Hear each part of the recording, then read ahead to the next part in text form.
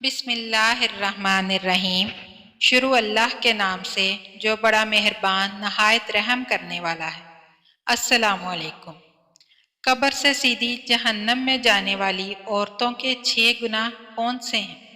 6 عادتیں عورت کو قبر سے سیدھا جہنم میں لے کر جائیں گی۔ یہ 6 بری عادتیں اللہ کو انتہائی ناپسند ہیں۔ ناظرین، ایک دفعہ حضرت علی رضی اللہ تعالیٰ عنہ اور حضرت فاطمہ رضی اللہ تعالیٰ عنہ آپ صلی اللہ علیہ وآلہ وسلم کے گھر تشریف لے گئے۔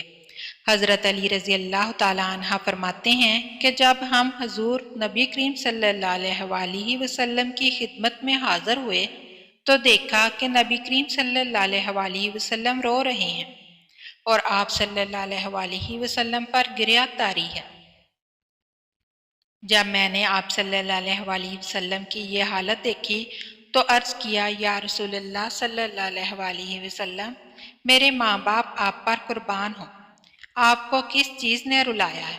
تو آپ صلی اللہ علیہ وآلہ وسلم نے جواب میں فرمایا، میں نے شب معراج میں اپنی امت کی عورتوں کو جہنم کے اندر قسم قسم کے عذابوں میں مبتلا دیکھا ہے، اور ان کو جو عذاب ہو رہا ہے وہ اتنا شدید اور ہولناک تھا کہ اس عذاب کے تصور سے مجھے رونا آ رہا ہے۔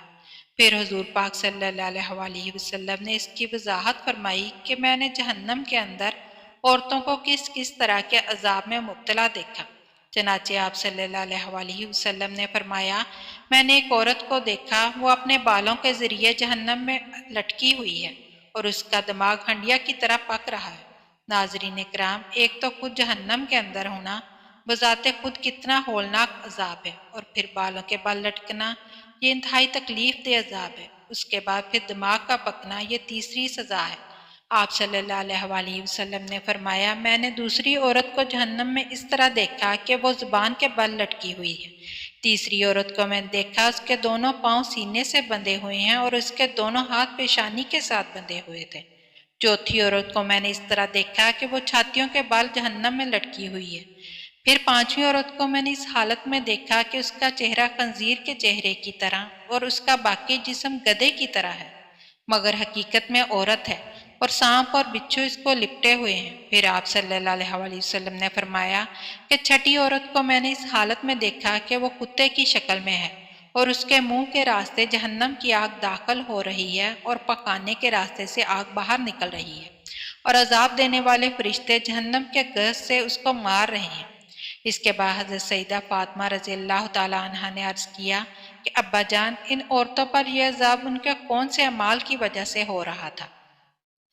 اس کے جواب میں نبی کریم صلی اللہ علیہ وآلہ وسلم نے ارشاد فرمایا کہ جس عورت کو میں نے سر کے بالوں کے ذریعے جہنم میں لٹکتا ہوا دیکھا اور جس کا دماغ ہنڈیا کی طرح پک رہا تھا، اس کو یہ عذاب گھر سے ننگے سر جانے کی وجہ سے ہو رہا تھا، اور وہ عورت نامحرم مردوں سے اپنے بال نہیں چھپاتی تھی۔ دوسری عورت جس کو حضور پاک صلی اللہ علیہ وآلہ وسلم نے دیکھا کہ وہ زبان کے بل جہنم میں لٹکی ہوئی ہے، اس کے بارے میں آپ صلی اللہ علیہ وآلہ وسلم نے فرمایا کہ یہ عورت اپنی زبان درازی سے اپنے شوہر کو تکلیف پہنچایا کرتی تھی۔ بعض عورتوں میں بلا شبہ یہ بری خصلت پائی جاتی ہے کہ بہت ہی زبان دراز، بدگو اور بہت زیادہ زبان چلا کر اپنے شوہر کو تکلیف پہنچانے کی عادی ہوتی ہے، اور یہ بات مرد کے لیے بھی جائز نہیں کہ وہ اپنی زبان سے اپنی بیوی کو ناحق تکلیف پہنچائے یا اس کو ستائے اور پریشان کرے۔ مرد کے لیے یہ بات باعث عذاب ہے، لیکن اس حدیث میں یہ صرف خاص عورتوں کے متعلق بیان کی جا رہی ہے کہ بات بات پر شوہر سے لڑنا اور بدتمیزی کرنا اور ایسی باتیں کرنا جس سے شوہر کا دل دکھے، ایسی خواتین کے بارے میں یہ عذاب بتایا گیا ہے کہ انہیں جہنم میں زبان سے لٹکا دیا جائے گا۔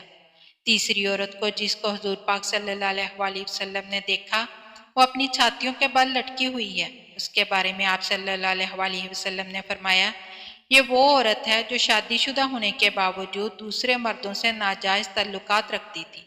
شریف اور باحیا عورتیں تو اس کا تصور بھی نہیں کر سکتی، اس طرح شریف اور باحیا مرد بھی اس بات کا تصور نہیں کر سکتے۔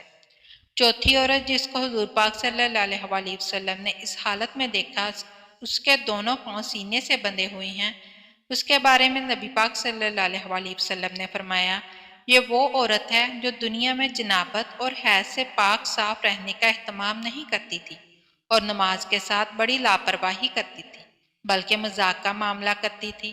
پانچویں خاتون جس کو حضور پاک صلی اللہ علیہ وسلم نے اس حالت میں دیکھا کہ اس کا چہرہ خنزیر کی طرح ہے اور باقی جسم گدھے کی طرح اور سانپ اور بچھو اس کو لپٹے ہوئے ہیں، اس کے بارے میں آپ صلی اللہ علیہ وسلم نے فرمایا، یہ وہ عورت تھی کہ جس کو جھوٹ بولنے اور چغلی کھانے کی وجہ سے عذاب ہو رہا تھا۔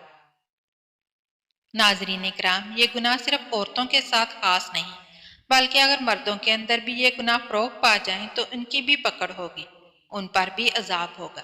چھٹی عورت جس کو حضور پاک صلی اللہ علیہ وسلم نے اس حالت میں دیکھا، وہ کتے کی شکل میں ہے اور اس کے منہ میں آگ داخل ہو رہی ہے اور پاخانے کے راستے سے آگ باہر نکل رہی ہے اور فرشتے جہنم کے گرد سے اس کو مار رہے ہیں۔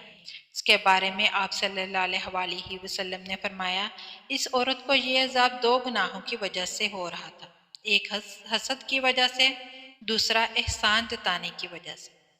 حضرت عبداللہ بن عباس رضی اللہ تعالیٰ عنہ بیان کرتے ہیں کہ رسول اللہ صلی اللہ علیہ وسلم نے فرمایا، مجھے آگ دکھائی گئی تو میں نے اس جیسا خوفناک منظر کبھی نہیں دیکھا، اور میں نے جہنم میں اکثریت عورتوں کی دیکھی ہے۔ تو صحابہ پاک صلی اللہ علیہ وسلم کہنے لگے، اے اللہ کے رسول صلی اللہ علیہ وسلم، وہ کیوں؟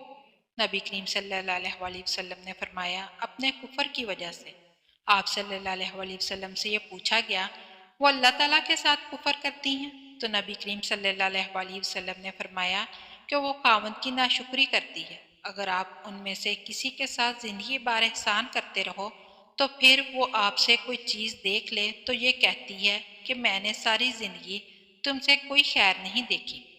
حضرت سعید خدری رضی اللہ تعالیٰ عنہ بیان کرتے ہیں کہ نبی کریم صلی اللہ علیہ وسلم عید الاضحیٰ یا عید الفطر کے لیے عیدگاہ کی طرف نکلے تو عورتوں کے پاس سے گزرے، فرمانے لگے، اے عورتوں کی جماعت، صدقہ خیرات کیا کرو، بے شک مجھے دکھایا گیا ہے کہ تمہاری جہنم میں اکثریت ہے۔